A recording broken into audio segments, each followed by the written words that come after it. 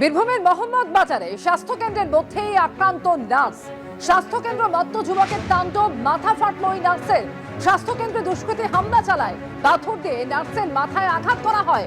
আর এই হামলায় গুরুতর আহত হয়েছেন ওই নার্স। তার মাথায় 22টি সেলাই পড়েছে। স্বাস্থ্যকেন্দ্রের মধ্যেই মত্ত দুষ্কৃতী হামলা চালিয়েছে, গুরুতর আহত হয়েছেন ওই নার্স। সরাসরি কথা বলবো, ভাস্কর মুখোপাধ্যায় মুহূর্তে রয়েছেন আমাদের সঙ্গে। ভাস্কর, একেবারে স্বাস্থ্য কেন্দ্রের মধ্যেই এক মত্ত যুবক এভাবে হামলা চালালো, ঠিক কি ঘটেছে, কি অভিযোগ? দেখো, যেটা পুলিশ সূত্রে জানা যাচ্ছে যে ঘটনাটি ঘটে ঠিক সন্ধ্যের সময়, এবং এই যে নার্স তিনি যখন তার বাড়ি মানে তার ডিউটি শেষ হয়ে গেছে, বাড়ি ফেরার জন্য তিনি প্রস্তুতি নিচ্ছিলেন, সেই সময় এই অভিযুক্ত যুবক তিনি আসেন এবং তাকে বলেন যে আমার জ্বর হয়েছে, ওষুধ দিতে হবে। এবং তিনি বলেন যে কিছু ওষুধ তার এখানে রয়েছে স্বাস্থ্যকেন্দ্রে, সেগুলো তিনি দিতে পারবেন, বাকি ওষুধ দিতে পারবেন না।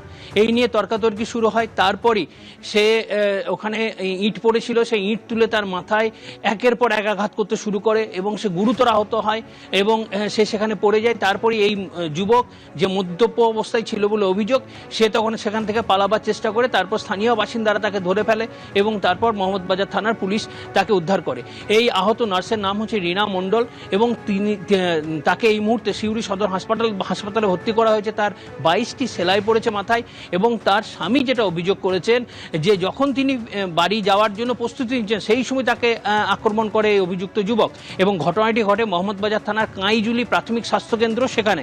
এবং তাকে একের পর এক ইট দিয়ে আঘাত করা হয় এবং তিনি পড়ে গিয়ে কোনোভাবে তিনি বাইরে আসেন। বাইরে এসে চিৎকার করতে শুরু করেন। সেই সময় সেখানে থাকা এক মহিলা তিনি ছুটে আসেন এবং তার চিৎকার শুনে আশেপাশে লোকজন ছুটে আসে। সেই সময় এই যুবক পালাবার চেষ্টা করে এবং এই যে প্রাথমিক স্বাস্থ্যকেন্দ্র তার পিছন দিক থেকে যে জঙ্গল মতো রয়েছে, সেইখানে সে পালিয়ে যায় এবং সেইখানে সে লুকিয়েছিল। তারপরে গ্রাম থেকে মোহাম্মদবাজার থানায় পুলিশকে খবর দেওয়া হয় এবং পুলিশ সঙ্গে সঙ্গে ছুটে আসে। তারপরে তাকে সেখানে স্থানীয় বাসিন্দারা প্রথমে ধরে, তারপর পুলিশ সেখান থেকে তাকে উদ্ধার করে নিয়ে যায়।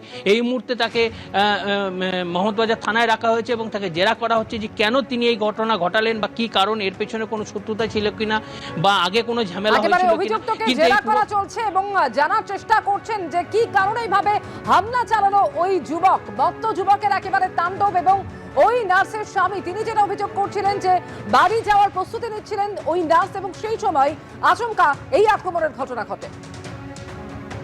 একজন এসে নিয়ে দরজাটা বন্ধ করে দিয়ে ওর পর অ্যাটাক করে মানে টানা যেটা করে, ও তখন বেরিয়ে আসার চেষ্টা করে। এবারে বেরিয়ে এসে লক খুলে বেরিয়ে আসে, তখন ওকে এলো পাথাড়ি পাথর দিয়ে মারে। ওটা মাথাতেই 22টা স্টিচ পড়েছে। এবারে বাইরে বেরিয়ে এসে বেরিয়ে এসে মানে একদম পড়ে যায়, দরজা থেকে ছিটকে পড়ে গিয়ে বাইরে আসে। তখন মাচাও করে, তখন এক মুসলিম মহিলা এসে সঙ্গে আসে। তখন যে দুষ্কৃতীটা ছিল সে তখন পালিয়ে যায়। ও একটা নির্জন জায়গা আছে পশ্চিম দিকে সাব সেন্টারের, সেই দিক দিয়ে চলে যায়। তারপর যাক, পুলিশ প্রশাসন 1-1.5 ঘন্টার মধ্যে ধরেছে এবং আইডেন্টিফাইও হয়েছে। এইটুকুই জানি। কাজে যায়, এখন যথেষ্ট আতঙ্কিত, আর ওখানে ডিউটি করতে পারবে না।